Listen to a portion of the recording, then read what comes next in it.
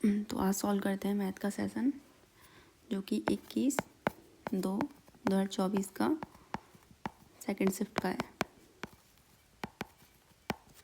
तो question number first इसमें पूछा है चतुर्थ समानुपाती ज्ञात कीजिए इस नंबर का। तो चतुर्थ समानुपाती ज्ञात करने के लिए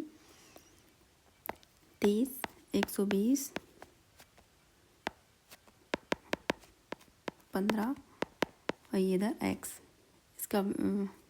इसकी वैल्यू निकालनी है। ठीक है, तो यहाँ से 30/120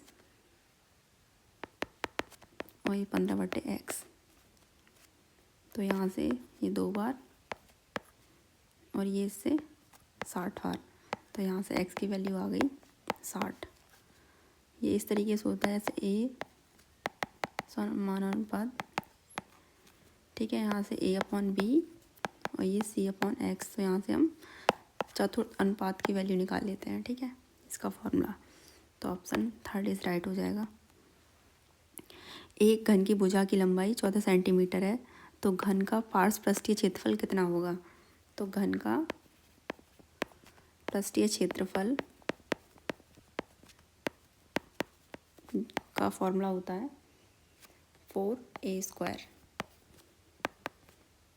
तो यहाँ से 4 a की वैल्यू यहाँ हमें दे रखी है 14, तो 14 × 14। ठीक है, इसको सॉल्व करेंगे तो ये आ जाएगा 784 मल्टीप्लाई करके।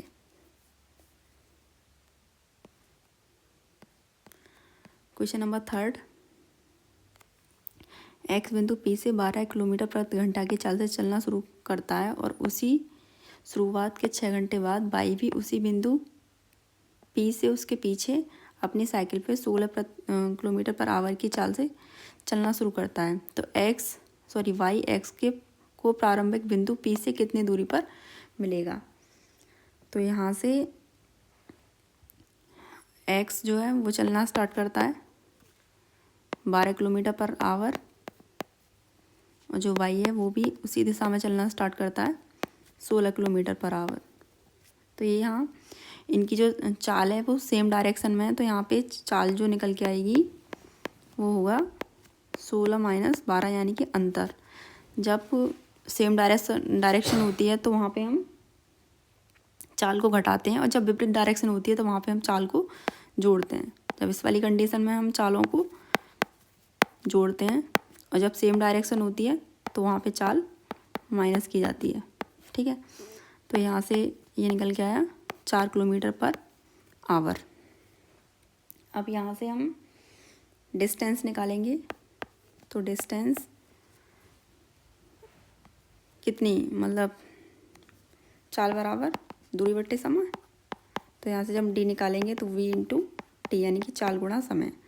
तो चाल गुणा समय। ठीक है, चाल अभी हमने निकाली 4, समय कितना है 6 घंटे। ठीक है, तो यहाँ से ये निकल के आया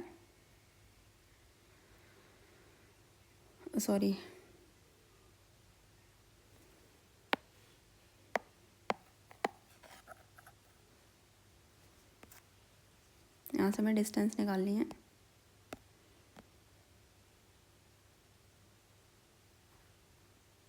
तो पहले इसकी डिस्टेंस निकालते हैं। ठीक है,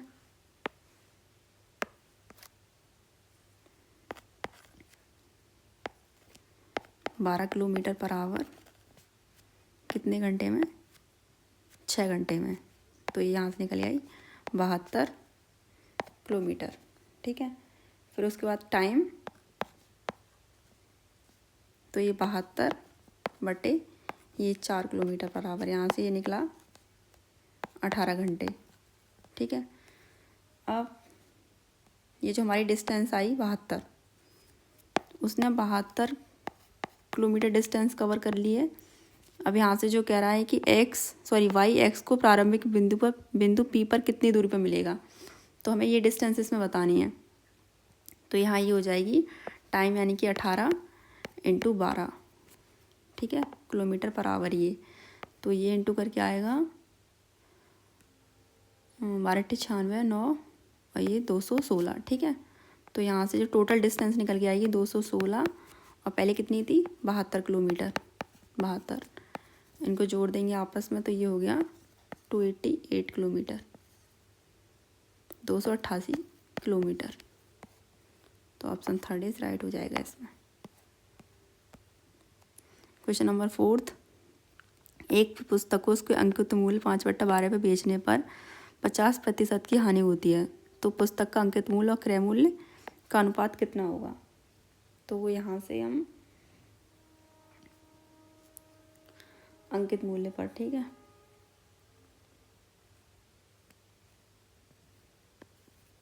तो ये अंकित मूल्य और यहाँ से देखते हैं अंकित मूल्य पे बेचा है, तो यहाँ से जो अंकित मूल्य हो जाएगा वो हो जाएगा 12 और बेचा है उसने 5 में, ठीक है। अब यहाँ से हम CP निकालते हैं, यानी कि क्रय मूल्य। तो 5 पे बेचा है और कितने प्रतिशत की हानि हुई है 50, तो यानी कि 100/50, ठीक है। यहाँ से 0 से 0 कैंसिल, 5 दूनी 10, तो ये यहाँ से आ गया 10, ठीक है।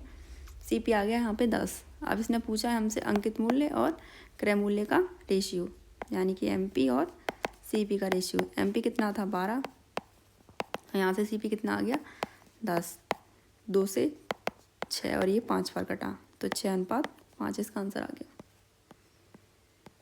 क्वेश्चन नंबर 5, ये BODMAS रूल अप्लाई करना है इसमें सॉल्व करने के लिए। तो सबसे पहले हम ये वाला ब्रैकेट सॉल्व करेंगे। इसको सॉल्व करने पर ये 45 डिवाइडेड और ये आ गया यहाँ से 5, ठीक है। ये वाला ब्रैकेट सॉल्व हो गया। अब ये बचा 45 डिवाइडेड, इसको सॉल्व करके आया 5, ये इससे 9 बार, ठीक है। तो इस पूरे को सॉल्व करके पूरा हमने सॉल्व कर लिया, इसको सॉल्व करके आया 9, ठीक है। तो 42 + 43 - 6, ये ऑफ की जगह हम यहाँ लगाएंगे गुणा, और सबसे पहले हमें यही सॉल्व करना है क्योंकि कि BODMAS होता है और यहाँ पे ये O का मतलब ऑफ होता है, ठीक है। तो ये हमें मल्टीप्लाई से पहले सॉल्व करना है, ये मल्टीप्लाई तो डिवाइड के बाद आएगा, ठीक है। तो ऑफ सॉल्व करेंगे और ऑफ का मतलब होता है इनटू, और ये ब्रैकेट होते हैं सारे जो भी, जैसे इसमें ये वाला दिया है, ये सबसे बड़ा ये होता है, उससे भी पहले ये लाइन वाला होता है, ठीक है। तो इसमें हमें सबसे पहले ये वाला ब्रैकेट दिया था जो हमने सॉल्व कर लिया, उसके बाद ये वाला ब्रैकेट सॉल्व हुआ तो सॉल्व करके आया 9। तो यहाँ ऑफ की जगह हटाएंगे, इनटू लगाएंगे, फिर इनटू, इस पूरे को सॉल्व करके कितना आया है 9, ठीक है। लेकिन सबसे पहले इसे सॉल्व करते हैं। तो 42 + 40 43, 6 चौक 24, फिर से गुणा 9, ठीक है। फिर इसको सॉल्व करते हैं। तो 42 + 43 और ये 9 चौक 36 और 3, ये आया 21, ठीक है। उसके बाद जोड़ना है, इनको प्लस करिए, इन दोनों को प्लस करेंगे 85 - 216 और ये घटाने पे आएगा -131, ठीक है। माइनस इसलिए आएगा कि 216 बड़ा है इसमें और वो माइनस का है, तो -131। क्वेश्चन नंबर 6, A और B एक काम को इतने दिनों में, A + B एक काम को करते हैं 14/3 दिनों में, B और C उसी काम को करते हैं 12/5 दिन में, और C और A उसी काम को करते हैं 16/3 दिनों में, ठीक है। तो इनका LCM, जो LCM है हम 14, 12 और 16 का लेंगे, इस तरीके से जो सॉल्व करते हैं, ठीक है। तो और LCM सॉल्व करने पे आएगा इसका 336, ठीक है। अब 14/13 से 336 को माइनस करेंगे तो ये जाएगा यहाँ से 72 बार, ये 140 और ये 63, ठीक है। अब आगे क्या कहता है, यदि वे तीनों एक साथ मिलकर काम करते हैं तो वे समान काम का कितना हिस्सा 2 दिनों में पूरा कर सकते हैं। तो तीनों एक साथ मिलकर काम करते हैं, इन तीनों को ऐड करिए, ऐड करने पे ये 5 7 2, ठीक है। 275 काम वो एक साथ करते हैं, ठीक है। तो ये तीनों का है, यहाँ पे 2A + B + C की वैल्यू, ठीक है। यहाँ से मैं निकालनी है A + B + C की वैल्यू, तो इसमें इसका डिवाइड कर देंगे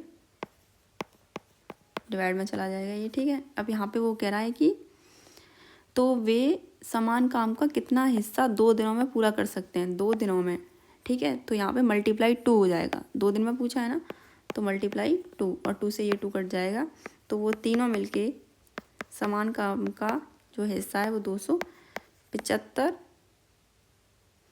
बटे टोटल काम कितना 336 इतने दिनों में पूरा कर देंगे। 275 बटे 336, ठीक है। दो संख्या इस प्रकार दी गई हैं कि पहली संख्या दूसरी संख्या की आधी है। यदि उनका औसत 15 है तो पहली संख्या क्या है। तो पहली संख्या और दूसरी संख्या का रेशियो, इसमें कह रहा है कि पहली संख्या दूसरी संख्या की आधी है। तो मान लो ये 2 है तो इसकी आधी पहली संख्या है, ठीक है। कांस्टेंट मान लेते हैं यहाँ पे ए, ठीक है। अब कह रहा है यदि उनका औसत 15 है, ठीक है। तो दो संख्याएं दे रखी हैं और दो संख्याओं का औसत 15 है, तो यहाँ से 2 गुणा 15 यानी कि 30 हो जाएगा औसत, ठीक है। अब ये यहाँ पे हमें टोटल की वैल्यू दे रखी है, इन दोनों को ऐड कर दीजिए तो कितना आएगा 3a, 3a इक्वल कितना हो जाएगा 30। तो यहाँ से a बराबर कितना आ जाएगा 10, ठीक है। तो अब पूछा है कि पहली संख्या क्या है। तो पहली संख्या ये है, तो इसमें 1 में गुणा कर देंगे 10 का, तो पहली संख्या क्या है 10। अगर दूसरी पूछता तो 2 गुणा 10 कर देते, दूसरी संख्या होती 20, ठीक है। लेकिन हमसे पहली पूछी है तो आंसर ऑप्शन 3। यदि u को v से 5% अधिक अंक मिलते तो v के अंक u के अंक से कितने प्रतिशत कम होते।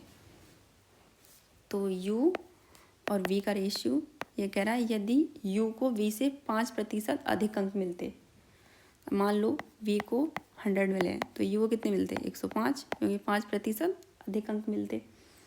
इनका रेशियो 5 से 5 दूनी 10, 5 एकम 5, 5 चौक 20। तो कह रहा है v के अंक u के अंक से कितने प्रतिशत कम है। v के अंक कितने कम है, 1 नंबर कम है, ठीक है। किससे, तो v के अंक u के अंक से, u के से कह रहा है, ठीक है। u के पीछे के लग रहा है तो अपॉन में आएगा u का कितने हैं 21 गुणा 100, तो 100 बटे 21, ठीक है। तो ये जाएगा 4.7%, ठीक है। यहाँ पे भी हम बॉडमास रूल अप्लाई करेंगे। तो सबसे पहले सॉल्व करते हैं ब्रैकेट, तो 16 दूनी 32, ये सॉल्व करके आया 200 यानी कि 4400 माइनस 200 प्लस 32 गुणा 4। अब सॉल्व करेंगे इसे, 4400 200 प्लस 4 दूनी 8, 4 तिया 12, ठीक है। इन दोनों को ऐड करिए, इन दोनों को ऐड करने के बाद आएगा ये हो गया 8254, ठीक है। माइनस करना है 200, तो कितना बचा, ये बचा 8 2 3 4, यानी कि ऑप्शन फर्स्ट इज राइट, ठीक है। क्वेश्चन नंबर 10, यदि a का 4/5 भाग b के 2/5 भाग के बराबर है, यानी कि a का 4/5 भाग b के 2/5 भाग के बराबर है, तो a और b का रेशियो बताना है, ठीक है। यहाँ से इसको काटो 2 बार, 5 से 5 कट जाएगा, तो a और अपॉन b का, ये इसके b जो अपॉन में आ जाएगा। यहाँ कितना बचा 2 कटेगा इससे, तो यहाँ बचा 1 और ये 2 इसके इधर आ जाएगा, ठीक है। तो यहाँ से रेशियो जो आ गया वो आया 1:2, यानी ए और बी का रेशियो आ गया 1:2। निम्नलिखित में से कौन सी संख्या 11 से विभाज्य नहीं है।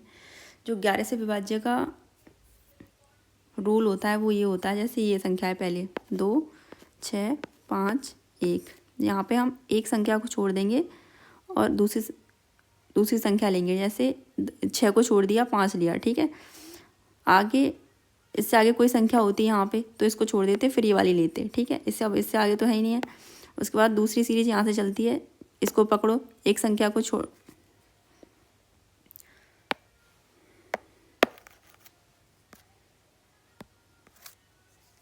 जैसे 2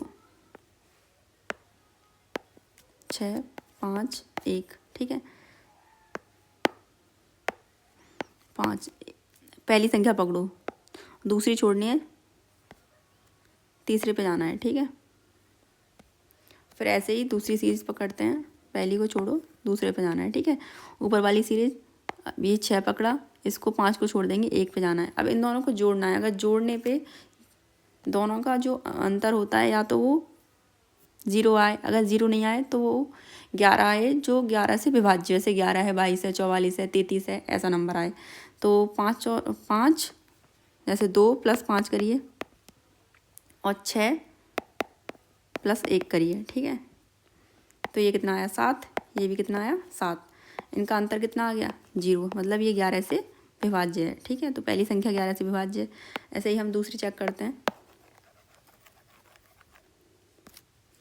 जैसे 2 5 6 3, इन दोनों के लीजिए, इन दोनों को लीजिए। तो 6 + 2 5 + 3, ये 8 आ गया, ये भी 8 आ गया। अब इनका अंतर कितना आया, दोनों को घटा के 0 आया, तो ये भी 11 से विभाज्य है, ठीक है। अब ऐसे ही तीसरा ऑप्शन 2 7 2 8, इसको पकड़िए और इनको पकड़िए, 2 और 2 4, और ये आया 17। अब 17 में से आपको 4 माइनस करना है, ठीक है। तो कितना बचेगा, ये बचा 3, मतलब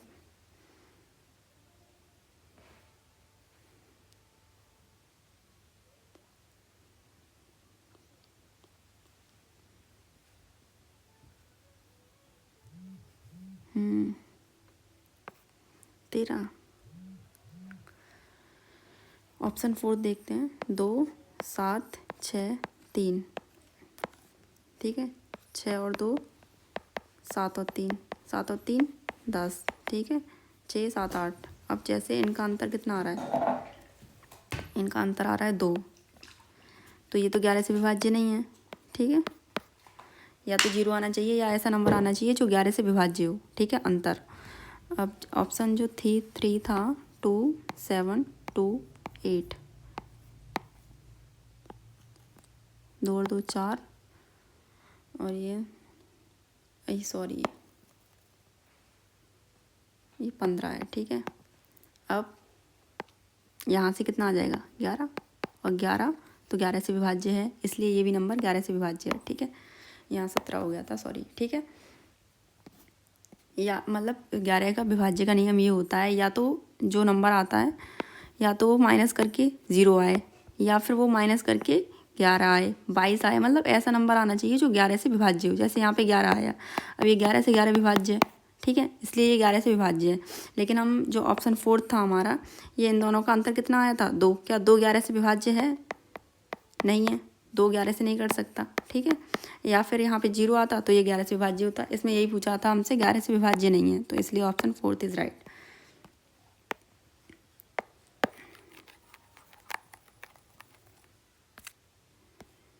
चार संख्याओं का औसत कितना है, और प्रथम 2 संख्याओं का औसत अंतिम 2 संख्याओं के औसत से 2 गुना है, तो अंतिम संख्या का योग क्या है, ठीक है। तो इसमें पूछा है अंतिम संख्या का योग क्या है। तो इसे देखिए आप, 4 संख्याओं का औसत कितना दे रखा है 24, तो 4 गुणा 24 कितना है गुणा करके 96, ठीक है, यानी कि 96। प्रथम 2 संख्या का औसत अंतिम 2 संख्या यानी कि तीसरी और चौथी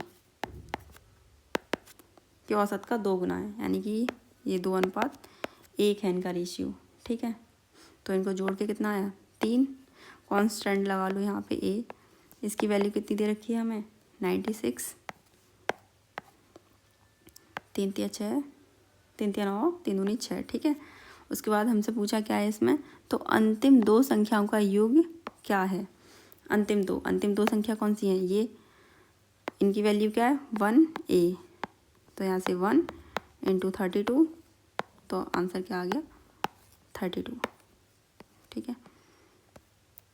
5 शर्ट का क्रय मूल्य 3 शर्ट के विक्रय मूल्य के बराबर है। 5 शर्ट का क्रय मूल्य 3 शर्ट के विक्रय मूल्य के बराबर है, तो लाभ प्रतिशत ज्ञात कीजिए। तो यहाँ से CP/SV का रेशियो कितना आ जाएगा, 3:5। कोई वस्तु 3 में खरीदी है, 5 में बेच दी, तो कितने का लाभ हुआ, 2 का।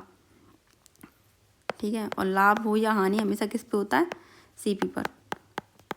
ठीक है, तो कितना आ जाएगा, 200/3, ये आएगा 66.66% लाभ। ठीक है। क्वेश्चन नंबर 14, 2 वर्ष के लिए 2200 रुपये पर प्राप्त चक्रवृद्धि ब्याज अर्धवार्षिक रूप से संयोजित इतने रुपए है, तो वार्षिक ब्याज दर कितनी है। ठीक है, तो 2 वर्ष के लिए 2200 रुपये पे चक्रवृद्धि ब्याज, कितने वर्ष के लिए, 2 वर्ष के लिए, तो कितने रुपए हैं, इसमें हम ये ऐड कर देंगे 102.2। ठीक है, इनको ऐड करके कितना आएगा, ये आएगा 0.2। ठीक है, तो यहाँ से हम ये आया, तो हमसे पूछा है वार्षिक ब्याज दर कितनी है, वार्षिक ब्याज दर पूछी है। ठीक है, तो यहाँ से हम 32210.2 डिवाइड करते हैं 2200 से, पॉइंट हटाएंगे, 0 बढ़ाएंगे। ठीक है, 2 से काटना है, जब इनको 2 से काटेंगे तो 2 एकम 2, 6 12, 2 एकम 2 आ जाने को 0, 5 1, और ये ठीक है 11,000। अब ये 11 से काटते हैं तो ये 14,641। ठीक है, उसके बाद ये हमारा जो देखो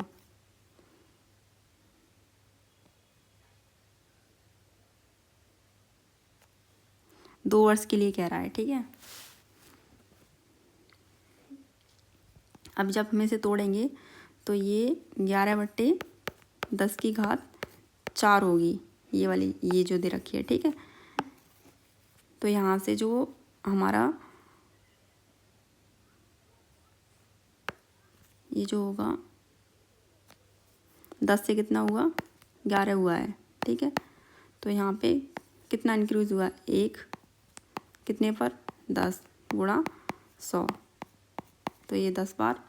अब 2 वर्ष के लिए कह रहा है तो 10 गुणा 2 हो जाएगा, यानी कि ब्याज दर जो आ जाएगी वो आ जाएगी 20%, 20%। ठीक है, ये है।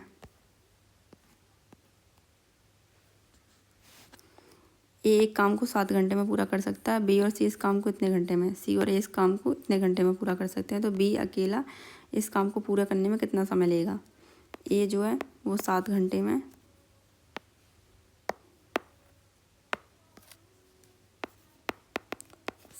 में, बी प्लस सी 21/4 में, और सी प्लस ए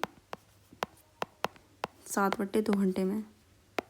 तो यहाँ से जो एलसीएम आएगा वो आएगा 21।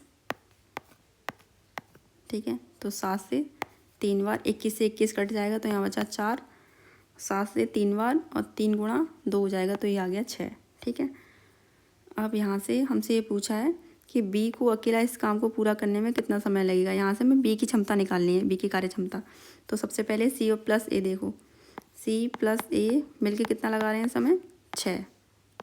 ठीक है, तो ए का अकेले का कितना दे रखा है, 3, तो यहाँ ए की जगह कितना आ जाएगा, 3, और ये 3 उधर जाएगा तो ये माइनस में हो जाएगा। ठीक है, तो यहाँ से सी की जो कार्य क्षमता निकल के आई वो है 3, तो इसमें पुट करनी है बी प्लस सी, कितने में कर रहे हैं, 4, सी की कितनी निकल के आई यहाँ से, 3, तो बी की कितनी हो जाएगी, 1।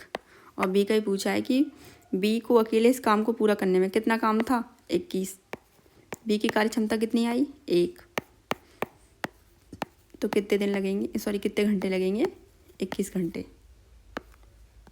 ठीक है, एक वस्तु का अंकित मूल्य विक्रय मूल्य क्रम से इतने इतने हैं, तो छूट पूछिए कितनी है।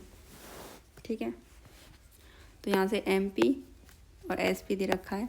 एमपी कितना है, 6600, और ये इतना दे रखा है, ठीक है। तो इनका अंतर कितना आएगा, माइनस करने पर ये 8 8 4 8 1 अंतर आया इतना, ठीक है। बट्टे में MP यानी कि 6600 गुणा 100, 0 से 0 कैंसिल और इसको काटते हैं 3 से, 3 दूनी 6, 3 दूनी 6, 3 चिंग 18, 3 एकम 3 और 3 चिंग 18, ठीक है। 2 से 11 बार और ये 2 3 6 ना जाने का 0, 2 8 16, ठीक है। और ये आया 308 बट्टे 11 और ये इससे 28 बार, तो ये आ जाएगा यहाँ से 28%। इसमें सबसे पहले करेंगे डिवाइड, बॉड मास रूल अप्लाई करना है। तो 420 इसका इसमें डिवाइड कर देंगे तो ये कितनी बार, 8 बार कटेगा, माइनस 3 गुणा 2, तो 420 प्लस 8, 3 दूनी 6, 420 और 8 428 माइनस 6, तो कितना आ गया 422। जॉन ने एक बैंक खाते में इतने डॉलर जमा किए जो 5% की साधारण ब्याज दर पर प्रदान करता है। तो 2 वर्ष के बाद उसे कितने ब्याज मिलेगा, ठीक है। जॉन ने एक बैंक खाते में इतने डॉलर जमा किए, तो जॉन ने एक बैंक खाते में इतने डॉलर जमा किए जो 5% वार्षिक की साधारण ब्याज दर प्रदान करता है, ठीक है। यहाँ तो सीधे सीधे ऐसा ही लग जाएगा। कितने रुपए जमा किए हैं, 1000, कितने 5% समय 2 गुणा 100, ठीक है। और यहाँ से ऐसा ही आ जाएगा 5 दूनी 10, 100। इसमें कुछ नहीं करना था, बस हमें SI का फॉर्मूला लगाना था। पूछा है ना ब्याज कितना मिलेगा, तो वो होता है साधारण ब्याज बराबर मूलधन गुणा समय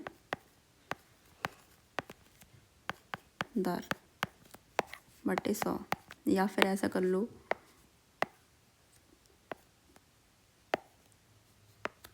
मूलधन गुणा दर गुणा 100 समय, ठीक है, बटे 100। तो मूलधन हमें कितना दे रखा था 1000, दर कितनी दे रखी थी 5 और समय कितना दे रखा था 2, बटे 100, 0 से 0 कट गया और ये आ गया 100, ठीक है। क्वेश्चन नंबर 19, ए में पहले 20% की वृद्धि की जाती है और फिर उसमें 30% की कमी की जाती है। ए का अंतिम मान ए के प्रारंभिक मान से कितना प्रतिशत अधिक है। तो 20% की फ्रैक्शन होती है 1/5 और 30% की फ्रैक्शन होती है 30% की फ्रैक्शन होती है 3/10। तो पहले क्या की जा रही है वृद्धि, यानी कि 5 से कितना हो रहा है 6, जब हम 1 की वृद्धि कर देंगे 5 में 1 जोड़ देंगे तो 6। फिर क्या की जा रही है 30% की कमी, यानी कि 10 में से 3 घटा देंगे तो कितना हो रहा है 7। अभी कितना हो गया 50 और ये कितना हो गया 7 6 42, ठीक है। तो देखो कितने की कमी आई 8 की, ठीक है। और ये कह रहा है कि ए का अंतिम मान प्रारंभिक मान से कितना प्रतिशत है, सॉरी यहाँ से ऐसे नहीं, ये पूछा ए का अंतिम मान कितना, यानी कि 42, प्रारंभिक मान कितना है 50 का कितना प्रतिशत है। ये नहीं पूछा ना कितना अधिक है या कितना कम है, सिर्फ इतना पूछा है कि ए का अंतिम मान ए के प्रारंभिक मान का कितना प्रतिशत है, तो गुणा 100, ठीक है। तो अंतिम मान है इसका 42 और प्रारंभिक मान कितना था 50, ठीक है। ये इससे कट जाएगा 2 बार और इनके आपस में गुणा करेंगे तो ये आएगा 84%, ठीक है। Question number last 20, question number 20 देखिए, यहाँ से हम निकालेंगे CP। ये कह रहा है कि एक मेज को इतने रुपये में बेचने पर 18% की हानि होती है। जब वही मेज इतने में बेची जाती है तो हानि या लाभ प्रतिशत की गणना कीजिए। तो यहाँ से CP जो होगा 11,480 रुपये में बेची जा रही है और कितने की हानि होती है 18, यानी कि ये आ जाएगा 100/42। ठीक है, 2 से काटना 41 और ये 50 बार, और 41 से ये कटेगा 280 बार। तो CP यहाँ से आ जाएगा 280 गुणा 50, यानी कि ये आ गया 0,0,0 14,000। ठीक है, SP उसने हमें दे रखा है 15,540। तो इन दोनों का अंतर कितना होगा, मतलब माइनस करना है 15,540 में से 14,000। ठीक है, तो ये आएगा 0,451। ठीक है, और बट्टे में क्या आएगा CP, यानी कि क्रय मूल्य। जब लाभ या हानि प्रतिशत निकालते हैं तो उनका अंतर लेते हैं और बट्टे में हमेशा रखते हैं CP, और CP कितना दे रखा है 14,000, यानी कि क्रय मूल्य को गुणा 100। ठीक है, 0 से 0 कैंसिल, इस 0 से ये 0 कैंसिल, अब बचा ये बट्टे 14, और ये 14 से कटेगा 11 बार। तो आंसर आ गया 11%।